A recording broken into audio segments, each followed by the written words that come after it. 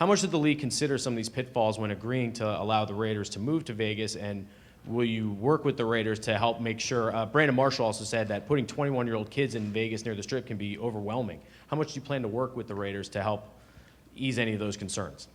Well, Ben, I think we have an obligation to do that with all 32 teams. My experience is that 21-year-olds can learn to find trouble in a lot of different places, by the way. So that's one of the reasons why we have focused so much on our personal conduct policies. And it's educating, helping players make better judgments, giving them better information so they avoid problems. These are the types of things that have been very effective. In fact, you've seen over the last 2 years, I think you have the statistics we went over today, but we've seen 40% reductions year after year the last 2 years when we revised our policies, and I think they've been quite effective. So we're going to have to obviously keep a focus on that, no matter where our franchises are. We had a number of relocations in the 90s, and it was I believe it was 4 in a very short period of time, maybe even a year. So that's an unfortunate circumstance, but it comes after a great deal of work to try to resolve the issues. We've been successful in keeping our franchises where they are. Unfortunately, we weren't in this case. We want to continue to find ways to be creative in finding those solutions in those markets. But we also have stability for those teams now.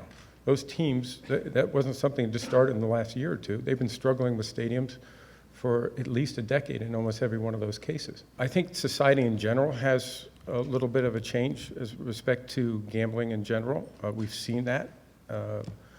I think we still strongly oppose in that room and otherwise legalized sports gambling.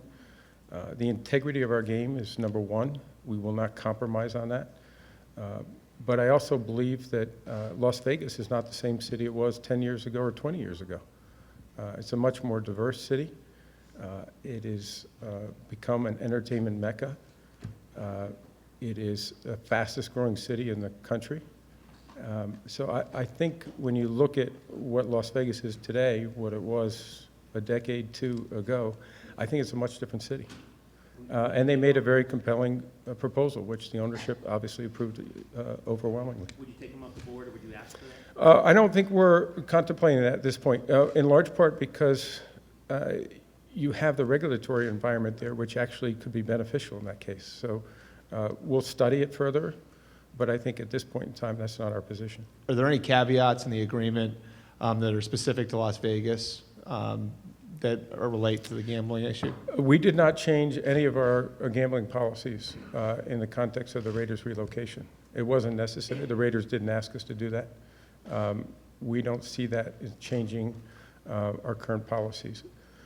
What your broader question about continuing our efforts on gambling, that is a major risk for us.